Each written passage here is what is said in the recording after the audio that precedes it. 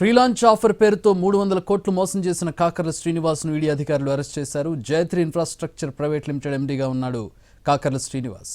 చెన్నైలో అదుపులోకి తీసుకున్నట్టు తెలుస్తోంది. ఆయన్ను హైదరాబాద్కు తరలించనున్నారు.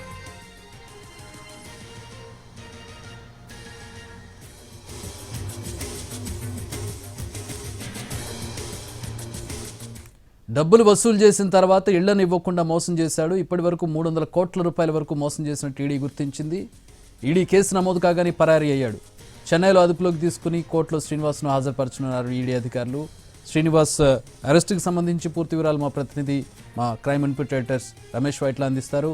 రమేష్, ఏదైతే హైదరాబాద్ నగరంలో అత్యంత ప్రీలాంచ్ ఆఫర్ పేరుతో భారీ మోసాన్ని వెలుగు చూసింది. అయితే దీనికి సంబంధించి అటు హైదరాబాద్ పోలీసులు కేసు నమోదు చేస్తే దానిపైన ఈడీ అధికారులు కేసు నమోదు చేసి విచారణ కూడా ప్రారంభించారు. అయితే ఈడీ విచారణలో దాదాపు 300 కోట్ల రూపాయల వరకు ప్రీ లాంచ్ ఆఫర్ పేరుతోటి పెద్ద మొత్తంలో వసూలు చేశారని చెప్పి అధికారులు గుర్తించారు. అయితే ఈ మేరకు జయత్రి ఇన్ఫ్రాస్ట్రక్చర్తో పాటు మరొక 6 కంపెనీల పేరుతోటి డబ్బులు వసూలు చేశారని చెప్పి కూడా ఈడీ విచారణలో బయటపడింది.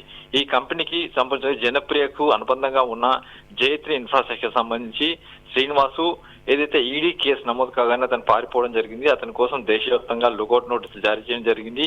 ఈ మేరకు చెన్నైలోని ఒక లాడ్జ్ లో అతను ఉన్నట్టు సమాచారం రావడంతో వెంటనే అధికారులు రైడ్ చేసి చెన్నైలో కాకర్ల శ్రీనివాస్ ని అదుపులో తీసుకొని తర్వాత అక్కడ ప్రొడ్యూస్ చేసి హైదరాబాద్ తరలించారు. ఇవాళ మధ్యాహ్నంలోగా కాకర్ల శ్రీనివాస్ ని కోర్టులో హాజరుపరచబోతున్నారు. దాదాపు ఫ్రీ లాంచ్ ఆఫర్ పేరుతో అంటే ముందస్తుగా డబ్బులు చెల్లిస్తే ఫ్లాట్స్ ఇస్తామని చెప్పి దాదాపు 300 కోట్ల రూపాయలు వసూలు చేశారు. అయితే ఇది ఇంకా ఎక్కువగా ఉండే అవకాశం ఉందని చెప్తున్నారు. ఎందుకంటే దీనికి జనప్రియ కావచ్చు, మరికొన్ని అనుబంధ కంపెనీలు ఉన్నాయి.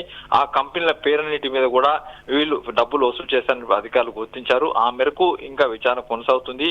300 కోట్లు ఇప్పటికి గుర్తించారు. ఇంకా ఇది ఎక్కువగా ఉండే అవకాశం అని చెప్తున్నారు. అయితే కాకర్ల శ్రీనివాస్ ను ఇవాళ మధ్యాహ్నంలోగా అధికారులు హైదరాబాద్ కోర్టులో హాజరుపరచబోతున్నారు. All right, thanks for the updates Ramesh.